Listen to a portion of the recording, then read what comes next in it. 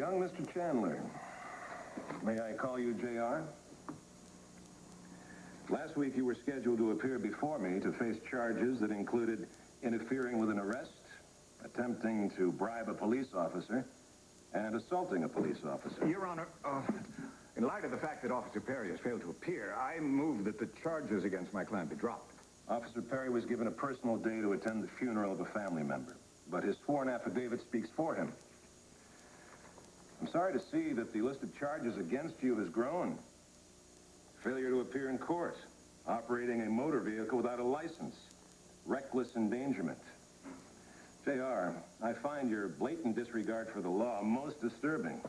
Your Honor, no one denies that my son has made some rather bad judgment calls, but there are extenuating circumstances. If you would indulge me for just a moment... Mr. Chandler, it's understandable that you'd come to your son's defense, but I've heard your version of events.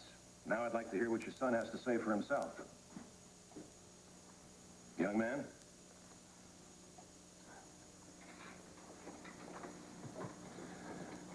Your academic record was excellent until you were suspended from school for cheating. Since then, you've had several run-ins with the law. Can you tell me what triggered this sudden downward spiral? How does a boy who's never had any real serious trouble explain such reckless, self-destructive behavior? I don't know, sir. You can do better than that. Look, I messed up. Okay, I mean, the whole thing with the car accident, I realized that I could have hurt somebody, or even killed my sister or her baby. And how does that make you feel?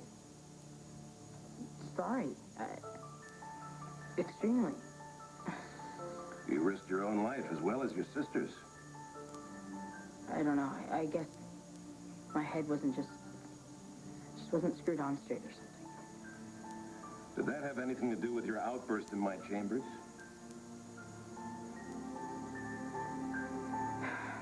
Look, when I saw my mom standing up for Dr. Hayward, I just flipped. That's all you have to say in your defense. Your Honor, if I may, the situation J.R. finds himself in is the direct result of his mother's own reckless behavior. Wait a minute, I never said it was my mother's fault. Dixie Martin has been a responsible parent figure to J.R. for most of his life. Parent figure? I'm his mother. However, she chose to abandon her parental responsibility so that she could indulge in an extramarital affair. This woman is an unfit mother.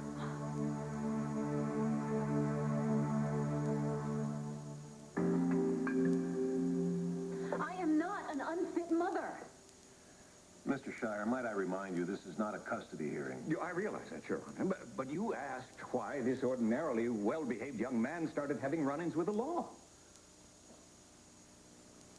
If such reasons exist, this court wants to hear them.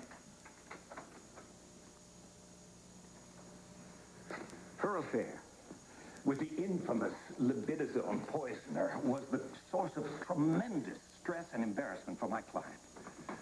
Call Barry off. Do you see what he's doing, J.R.? was unable to provide the guidance, the moral guidance that her son craved at this particular stage in his life.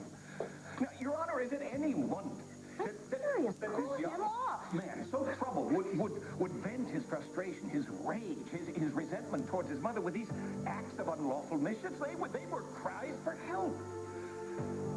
But it's hard to hear cries for help when you're cavorting with your lover in his hotel room. If Your Honor is looking for the true guilty party here, it is Mrs. Dixie Martin. Oh, why don't you shut up? For God's sake, you're out of order.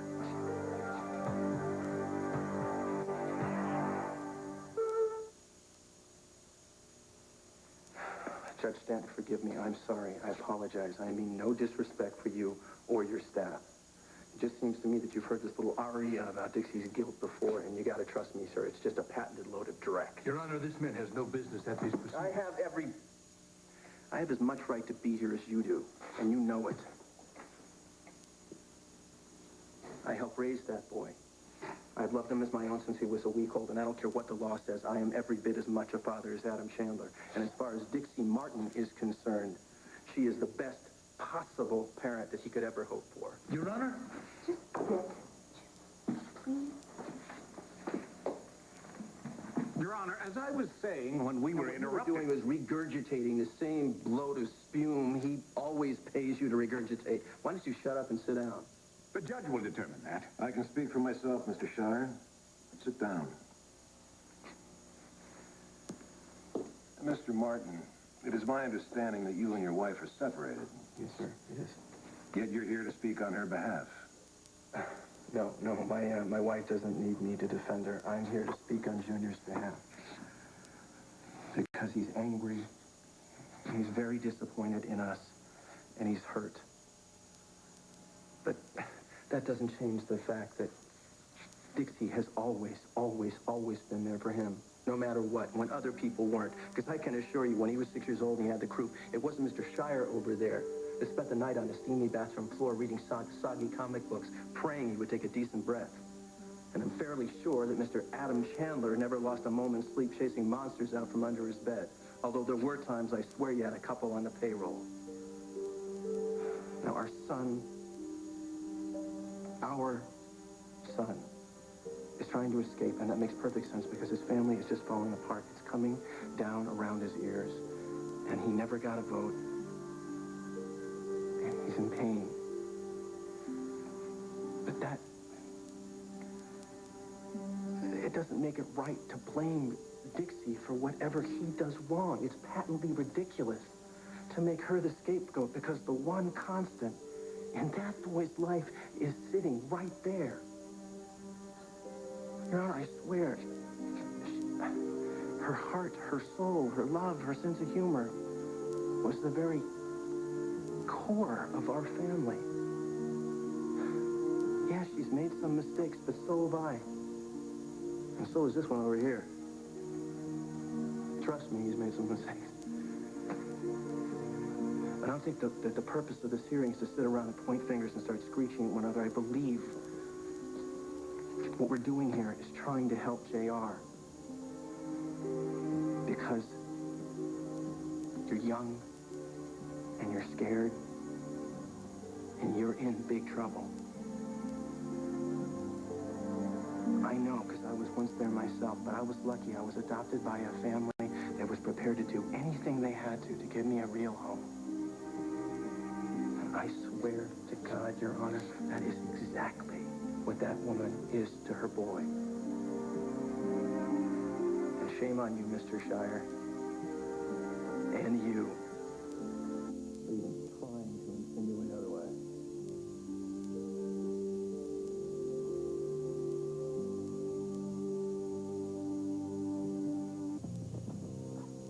JR, I find your recent actions and your disrespect for the law most troubling. Such behavior cannot go unaddressed. Son, it's a fact that life isn't always fair. When it knocks you down, you may be tempted to hit back. I urge you to resist the temptation. Because in the long run, you're only hurting yourself.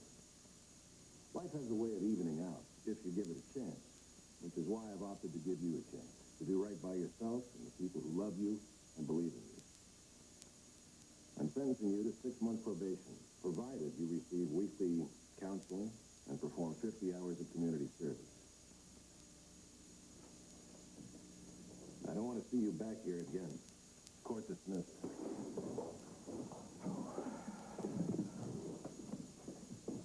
We won. Well, I think everybody won. You were wonderful. I guess you inspired me. I didn't think you were going to come. I just said you had a meeting. I thought I should reschedule considering how much JR needed me. You wasn't the only one. I just want you to know one thing. No matter what we're going through, nothing is more important to me than our family. You know, I thought for a while that maybe JR didn't need us anymore. Maybe he'd outgrown us. But I don't think so.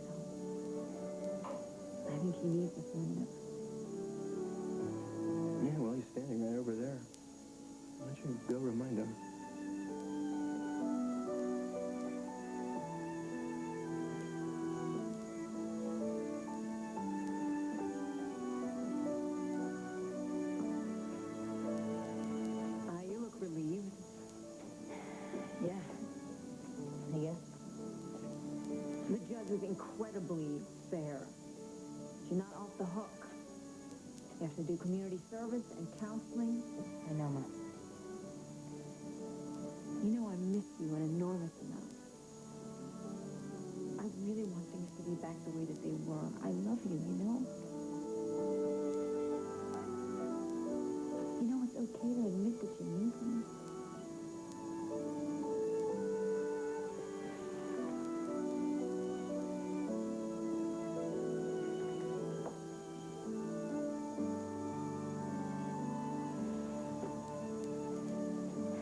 Dad was your first mom. He did us proud. What do you think this means? I think it means that he loves you. And that he's always going to be here for you, no matter what. Just give him 5 minutes. Can't afford it. Well, son, shall we go? The creature's got a victory dinner prepared. Actually, All your favorites. Adam, I was hoping that JR might come home with me now. JR's made it quite clear he prefers to live with me. He'd be better off in juvenile detention. You stay out of this, Martin. I don't think so. Your marriage to Dixie is fractured beyond repair. Liza and I can give JR the stability that he deserves. Oh, yeah. You're a regular model of stability. Just as rock solid as the Dow Jones and twice as predictable. Now listen, I think that JR and I just need to spend some time together so he can sort of find his way back to me, you know? Dixie, I think the next time you get that lost, you should eat the breadcrumbs and buy yourself a roast. Long day, huh? Yep. Junior is coming home with me. I guess you're relieved, huh? Oh, yeah. You know, you do have a lot of people who really love you. Thanks, Liza. Excuse me, I'm gonna get something to drink.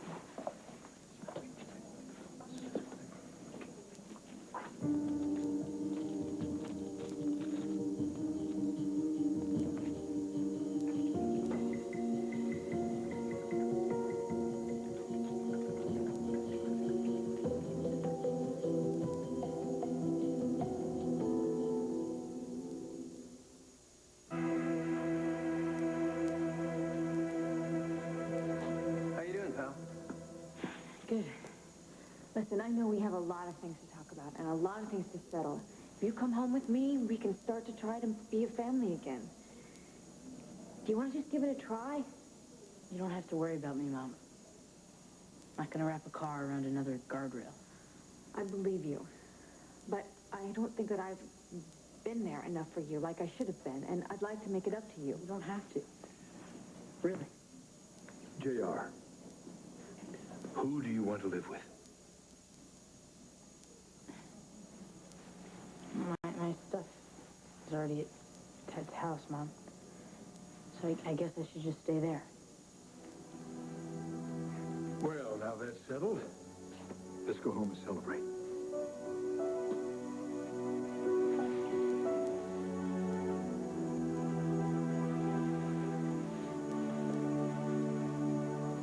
Thanks, Dad, for everything you said. I meant every word.